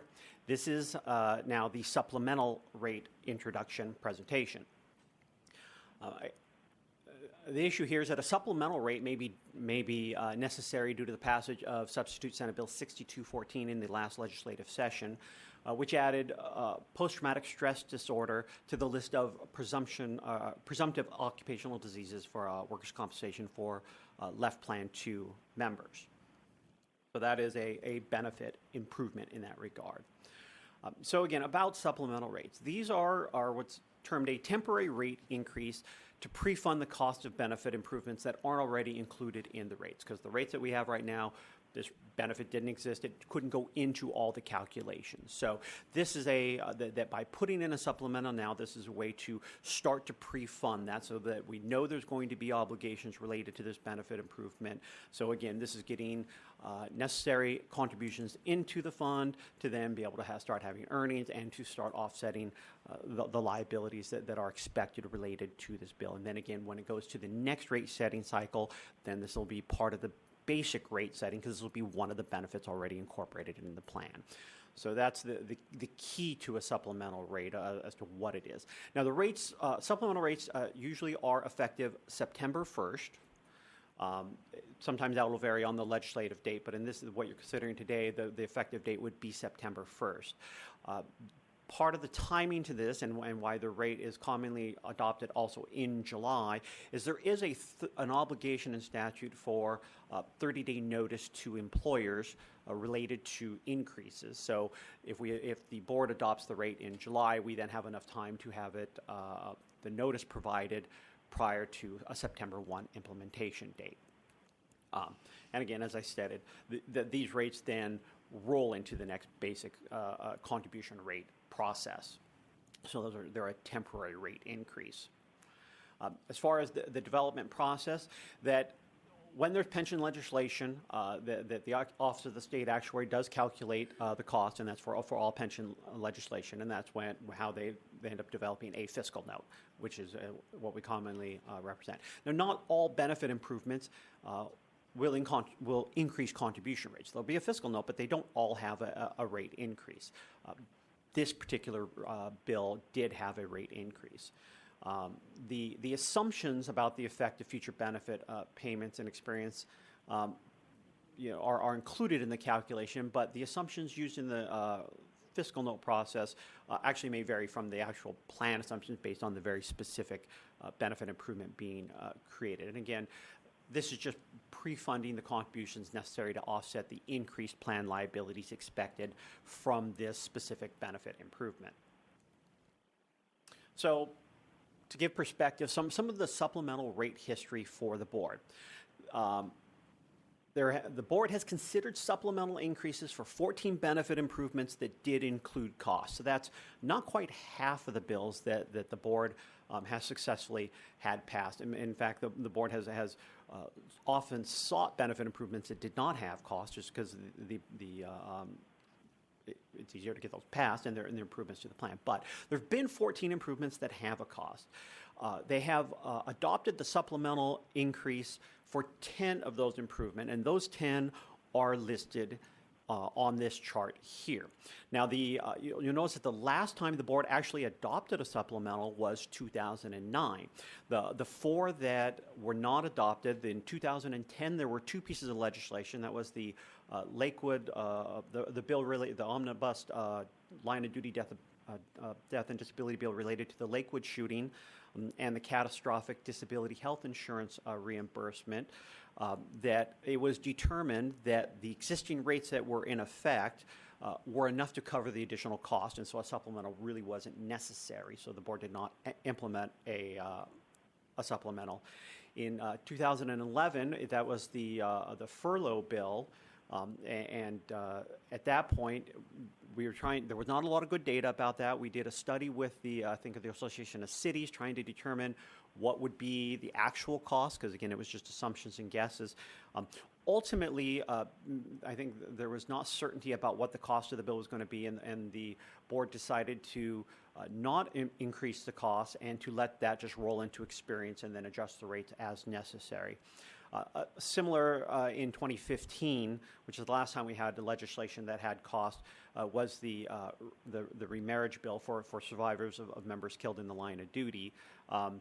Again, the board just decided to leave the existing rates in place. They did not adopt the supplemental, and it was enough to absorb. They absorbed the cost through the experience, and then just would evaluate at a future date. There have been several years where we had bills that did not have costs associated with it. In 2008, 2012 through 2014, and 2016-17. In those years, there was legislation that did not have costs, so there was no supplemental considered. So that ends up covering all the other bills that we have. So that's the rate history. But the key is to this is that even when there is a cost on it, that depending on the current status of the rates, that the board has not always accepted the supplemental, just because rates, either rates were already sufficient or there was uncertainty about what the cost value was actually going to be, and so they decided to wait rather than changing the rates immediately. So to the bill from this year, substitute Senate Bill 6214, which did have a cost. From the, so this bill increased the duty-related benefits. And again, duty-related benefits are more costly than non-duty related benefits. So this is where the core of the increased cost starts to come from. And it may, it's in this case, it's likely to create more utilization of the benefits than not, because it couldn't, it was more challenging prior to qualify under PTSD. So these are the numbers from the fiscal note that was presented with the bill. As you can see, the fiscal note impact from the state actuary for the members is 0.05%, for the employer 0.03%, and the state 0.02%. Not unlike some of the increases recommended on previous legislation. And again, you can see the actual fiscal numbers that are attached with that over the next two biennium and the 25-year cost. As I've already mentioned, the fiscal note is being individually audited, and again, we have engaged Bartel and Associates and Marilyn Oliver to do the audit, and she is currently working on that. She has done previous audits. I think almost all the previous fiscal notes. She has been the auditor for those notes. So we have a very good working relationship with Marilyn. And the results of her audit will be provided by letter at the June 20th meeting. So again, the out steps, we'll have the actuaries, the outside actuary will complete their audit, and we'll have those results. You will also be presented the options regarding the supplemental rate, and then the possible adoption should you choose to enact a supplemental. Your opportunity to put that into place would be July 25th at the July meeting. With that, I'll take any questions. All right. Seeing none. Thanks. Mr. Chair, I guess it'd be me now. Mr. Nelson. All right. Number 3. Yes, going back to number 3 on the agenda. Tim, can you click on the presentation. I can move it forward, I think, with this clicker, but I'm not able to select it. Got it. There you go. Thank you. The benefit improvement account, by way of background, there was there we go. The benefit improvement account was created by legislation that was recommended by the Left 2 board back around 2005. The legislation provided that when state revenue grew above a certain amount, the state would make a contribution from the general fund into an account. Half of that money would get used for local government public safety expenses, offsetting those.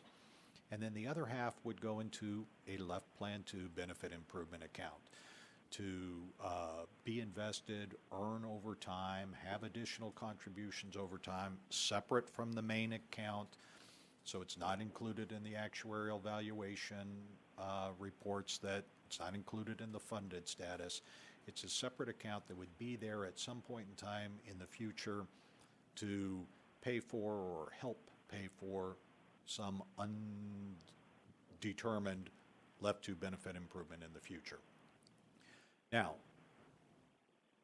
what happened after the bill passed in 2005, there was a combination of different factors. One, the market crash.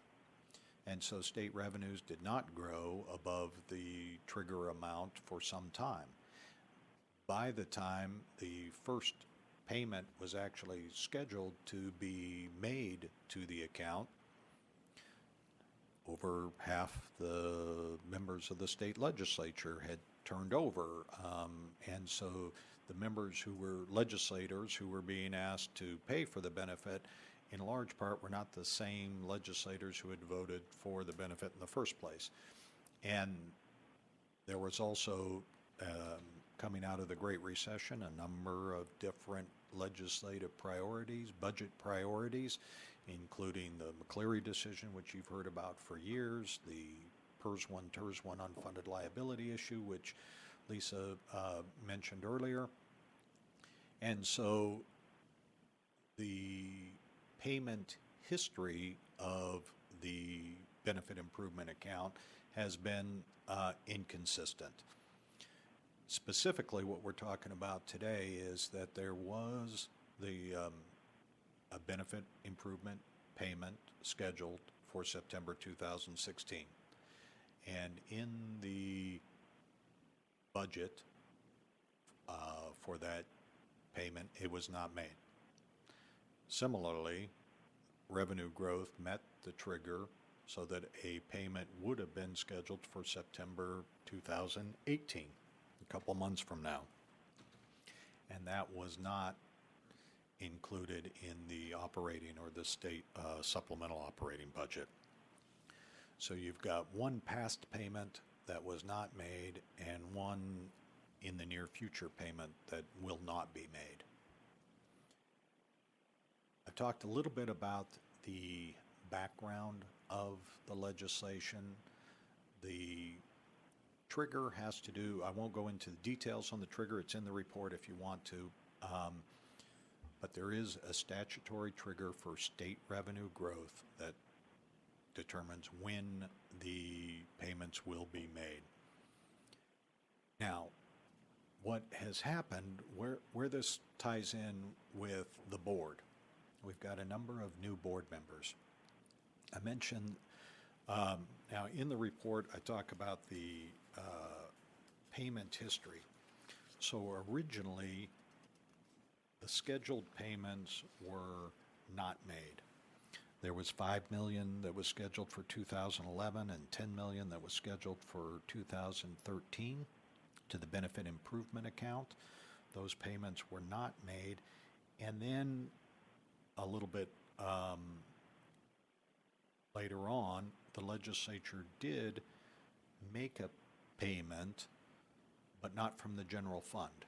What they did is they took those two payments, lumped them together, added in a little bit of earnings earnings that would have been expected to made.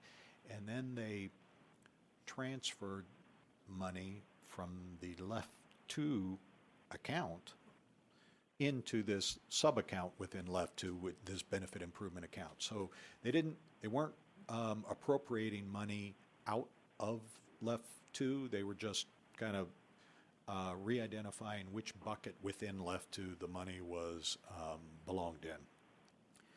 Now,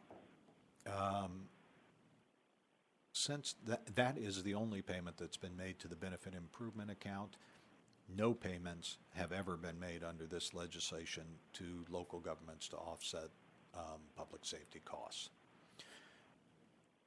The last time that the payments were not made and the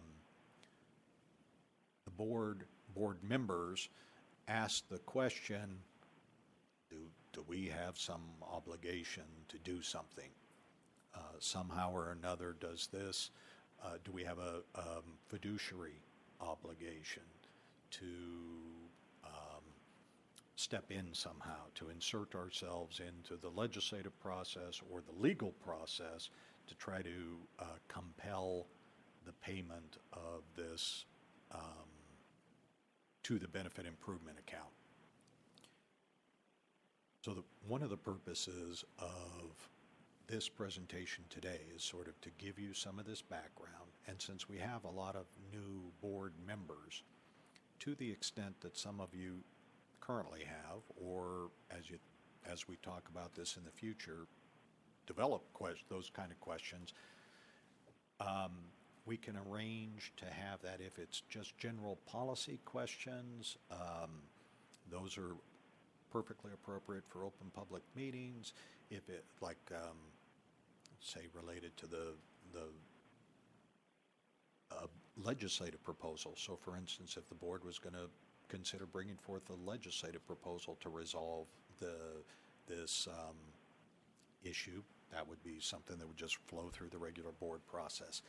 If you have questions about the legal advice that was provided to the past board regarding their fiduciary obligations that came from the Attorney General's office, we'll schedule executive session where you can receive that prior advice again and kind of discuss at that time what, if anything, you want to do about that. Today, I don't, one of the questions that, for instance, that comes up is like, what's the statute of limitations? If you have to sue, that's always a little bit unclear in different court cases related to pensions. Sometimes they'll talk about a 3-year or sometimes a 4-year statute of limitations. The bottom line is you're not anywhere close to either of those. You've got at least kind of 2 more legislative sessions before that happens. But that's been one of the questions that's kind of come up in the past is what is the board's role with respect to this issue, if any, and what is the board's plan to do something about it, if any. Now, I know that's very high level, but I didn't want to try to anticipate what your questions were, or so I'll at this point in time, I will leave it open to questions. And if it's something that can be answered today, we'll do it today. If it's something that we're going to have to schedule executive session for, we'll have it on the agenda at the June or July meeting or moving forward. Are there any questions, Representative Bergquist? Well, it sounds like the one time the legislature did appropriate money, it really just kept it, the money that was already in left two's account, and just moved it into a new category that is not truly in a real different box. Well, it is slightly different. Okay. So I want to be, because I know there's a number of different perspectives on this issue, so I don't want my remarks to be seen as taking a position, or in particular offending anybody's position that they've taken. All the assets in the left to account, they're available for every purpose in the account, including lowering rates. They're there to help, to the extent that there's a reserve, as Lisa said, to fund benefit improvements. That's one purpose that they're there. They help maintain rate stability. They could be there to lower rates. As soon as you move it into the benefit improvement account, though, all of that goes off the table. So they are different in that sense. Now they can only be used to improve benefits. They can't be used to lower rates. They can't be used to offset the cost of assumption changes or anything like that. Now they are dedicated to improving benefits at some point in time in the future. Other than that, though, they're invested by the SIB in the same account. They earn the same as the rest. They'll be identified separately in all the future actuarial valuations, so you and the plan members and everybody will be able to see how that account changes over time. That being said, the original legislation had to do with an appropriation from the general fund, and that was not the source of the payment that was made. Since that time, there's been in almost every budget that the legislature's adopted since then, there has been a reference, usually at the same time that they strike out making a payment, there'll be a reference in the budget that says, and we intend in the future, if we decide to make any future payments, that we may use an alternate means to make those payments. That could be a reference to doing the same kind of thing that was done in the past. Those references in the budget have all been vetoed by Governor Inslee 3 or 4 different times, including the most recent budget, supplemental budget. There was another reference in there that was vetoed. The other point that I would make is that although, we talked earlier about this reserve being available for a number of different purposes, rate stability, et cetera, that's where you see this. So that modest payment that was made, I'm blanking on the exact amount, but it's in the report, in a sense, that lowered the reserve amount. That's where it came from. I wouldn't necessarily say that if you're thinking of a reserve, that that's one of the purposes that you as a board maybe had in mind as a purpose for that reserve. But that was at least one thing that it has been used for. That may get back to, some of the concerns that you raised in the earlier discussion, that if you have a positive amount, people start looking for alternative ways to use that. So that's sort of the both sides of the issue. And I am certain that to the extent discussions come up in the next session about paying this past due amount and paying this past due amount with interest, if you will, the question is certainly going to come up about whether or not to do it from the state general fund or do it the way it was done in the past by using some of the reserve that exists currently in Left Plan 2. All right. I think with the help of... Yeah, I think we're back on schedule. I haven't got the note. Lunch was scheduled for 11:30. I'm not... It is here and it's ready, so if you guys are... Take about 15 or so. 15 and come back and I'll do the admin update while you're eating? All right, that works.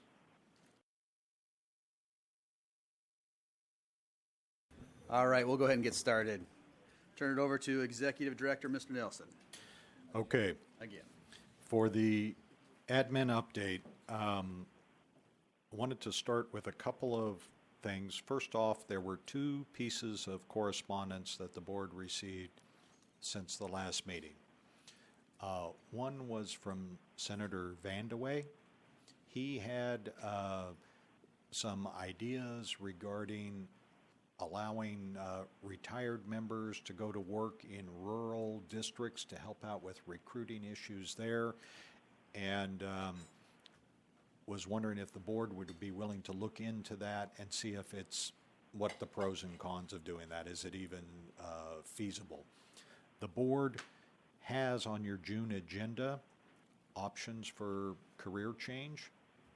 That was something that you had adopted for your interim plan anyway. With your consent, we can kind of just roll that post-retirement employment issue into the larger career change issue. The second piece of correspondence that you received was from the Department of Retirement Systems. DRS is the director of the Department of Retirement Systems identified two potential pieces of request legislation that the department is working towards that would apply to all the plans, including LEF Plan 2. Specifically, one has to do with the spousal consent being notarized when you pick your retirement option, and a second issue has that's more of an administrative and member convenience type of topic. It's in statute, but the current requirements may be a little bit inconsistent. The bigger issue in terms of benefit impact, right now there's this provision in statute where when a member dies, if they don't have a survivor benefit, when a member dies, the Department of Retirement Systems is required to go back for that last pension payment. Like say the member died on the 15th of the month, or the retiree died on the 15th of the month. DRS is required then to go back to that member's estate or that member's beneficiary and say, you need to pay us back half of that pension that we gave you for that month. You should have only got 15 days worth. And that creates not only an administrative challenge for the agency, but it creates a challenge for those families or estates that are in dealing with that. So they're looking at what would be the cost and what would be the pros and cons of eliminating that requirement. So whether you died on the 10th or the 15th or on the 25th, you get to keep the whole month pension payment for that final month. Yes, there you go. Representative Berquist? So I guess, I think you clarified a little bit, but if you do not have a beneficiary, Yeah. that would be the only case. If Yeah. you did have one, the benefit might reduce, but that might just be smoothed over the next Yes. few payments. Is that Yes. normally how it works? That's how it works. And with your permission, what we would do then is contact the Department of Retirement, schedule a time that they can be here to discuss these bills with you. Since they apply to all the plans, including LEF Plan 2, there's at least the possibility they could be joint legislation. That would be something, you as a board would have to work out with the department whether they want that joint or not. But with your permission, that's what we'll move forward with is scheduling DRS to come and speak to those bills at a future board meeting. Any objection? Patrick, go ahead. Not really an objection. If I could, I'd like to be able to expand it too. We've had a couple of issues recently where, and it's in statute right now, and to change it, we're going to have to do some legislative issues, but maybe right now, when you make a determination of which option you want, it's irrevocable. And sometimes people, when they're going through DRS is giving the best information they can to the person that's applying for retirement, but sometimes the person that is applying for their retirement benefit is not really clear on where they need to be. and how the beneficiaries and whether they've been divorced before or otherwise on how they should, on which option they should get. And sometimes they will make a determination, and they are now stuck with that unless they can prove that there was some type of mitigation that would allow them to change it. And I think if we were allowed to give a window period of the time, so maybe, and talk to DRS about it, that if we change that to, so you get one or two checks and all of a sudden you find out that you created a gap in your system that you should not have agreed to. You've got 30 days, 60 days, or whatever the window would be to make an adjustment to your retirement at that time. Because right now, the minute you make a determination, you're done. It is there. And people sometimes when they're retiring, somebody that is just coming up on it, there are things that come up that you sign off on saying this is the amount of money you're going to get, and then all of a sudden something in a happenstance changes. Well, one of the things is that as this is a little bit more trivial than most, and this is not why I'm bringing it up. There's other people that I know that have had a larger issue. But I went in and they showed me what my benefit was going to be, and they said, here, is this it? Looks good, sign it. Turns out our contract was based on 3 other contracts. And the amount that they quoted me, we ended up with a retro that raised my my amount, and I signed off on the lesser amount, and it may catch up with it a year. But right now, I know it's changed. But I signed off on it, and if I didn't call DRS, if I didn't know about it, I would have been out that point. So within 30 days, you will know whether you're getting the right payment or not, or you've made the right choice or not. And it's not like you're trying to. One of the things we want to always get away from, for lack of a better word, is gaming the system. But we also want to make sure that the beneficiaries that are receiving their retirement have the right benefit coming to them.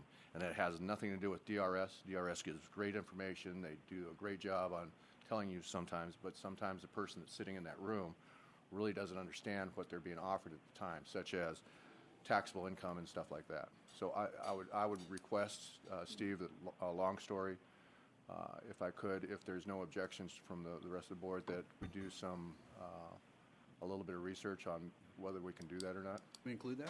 Yeah, that would actually, it would take a motion, but yes, if you did that, then we would add like what's called an initial presentation on that to either the June or the July agenda, and then we could start working with DRS too to try to get their input on that. So could I make a motion that we look into that? Is there a chance I might get a second? Well, did you make a motion? Yes, I did, sir. Okay, and there is a second. Discussion? Seeing none, all those in favor say aye. Aye. Opposed? Motion carries. Okay. We'll work on that either, like you said, June or July, so.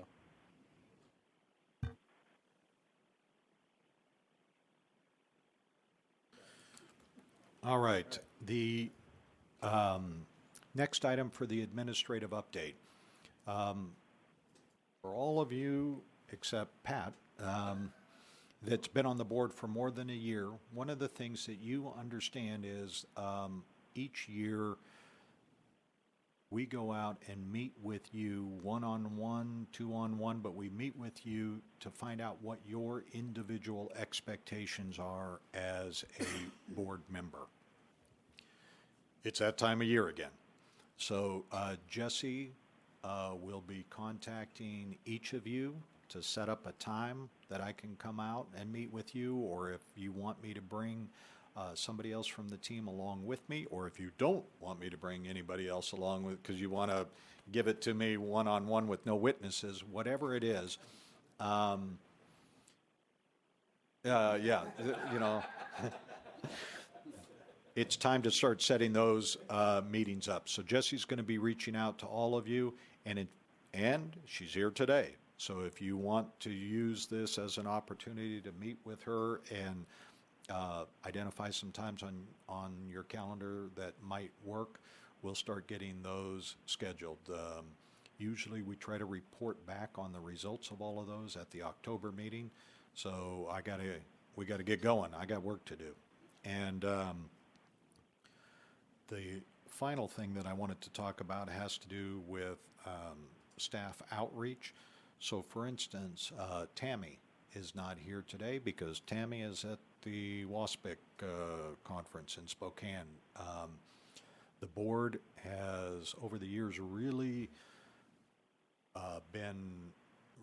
we've received a lot of positive feedback on going to conferences, setting up tables, having knowledgeable staff there to answer member questions, employer questions about the plan, about what the board's working on. Tammy's covering WASPIC for us today. She was at Young Firefighters a week ago. Since the last time we met, WACOPS had their spring meeting, and we had a table there. I also did a very brief presentation where I shared with them the interim plan that you had adopted at that time and answered any questions that the members there had about the issues that you were planning on working on. Tim will be driving to Snohomish tomorrow to do a presentation. A lot of the firefighter locals have started doing, they call them different things, but benefit fairs, retirement seminars, where they'll bring in people with respect to pensions, deferred comp, medical, all the different components of retirement to talk with members at the same time. And so there's several locals that are participating in that particular one, and Tim will be representing the board at that tomorrow. Other than that, kind of skipping to the agenda items for future meetings, the only changes from the work plan that you've already adopted is the change that you just voted on. We will add I'll talk to the team and figure out if we can get a good initial report on that window ready for June, and if we can, we'll do it June. And then the other issue had to do with the benefit improvement account. To give you some flexibility, if you want to talk about legal options, I heard after my last presentation, at least one of the members on the phone kind of wanted to maybe hear from the AG about the past legal advice that had been given to the board. So we'll probably put something on the agenda for June for executive session, or July, either one. Maybe July would make more sense because you'll all be here, I'm hoping, for July to vote on rates and funding method and everything. So maybe that would be a good time to also put in an executive session on to answer any questions that you have related to legal advice on the benefit improvement account.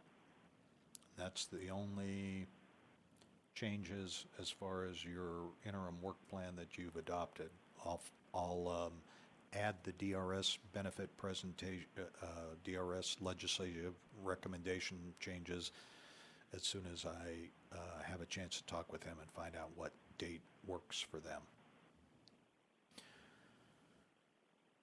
Other than that, you have executive session on your agenda to discuss my evaluation. Hopefully my actuarial presentation earlier didn't set me back any. Little? Yeah, I was worried about that, Pat. Do you have any idea how long you're going to be gone? All you're required to do is sort of give notice about when you expect to reconvene. I'd say 30 minutes. All right. Then we'll see you at 12:30. All right. For the record, we'll be back in business. So we have concluded our executive session and appreciate the assistance from our staff and our executive director for the information. So at this point, is there any action? Mr. Executive Director, I've got a motion. Okay. I move, which is just notification there. I move to increase the Executive Director's salary 4% effective July 1st of this year, with an additional increase January 1st of 2019 of 2019, correct? All right, to equal a minimum of an additional 4% or such increase as the comparables shall bear according to NASRA index for like positions, executive director of like system. Okay, the motion's been made to increase the executive director's wage by 4%, July 1st, 2018, 4% as a minimum baseline, January 1st, 2019, and that number would be based upon the NASRA most current information. Else? Okay, we have a motion made, and it is? Seconded. Discussion on this motion. Seeing none, and a quorum is present. All those in favor say aye. Aye. Opposed? All right, motion carries. Is there any other action before our board? Seeing none. Patrick, you got some? We do have a motion. Is there a second to adjourn? Motion's been made and seconded to adjourn. We will be back in June, and thank you for your time.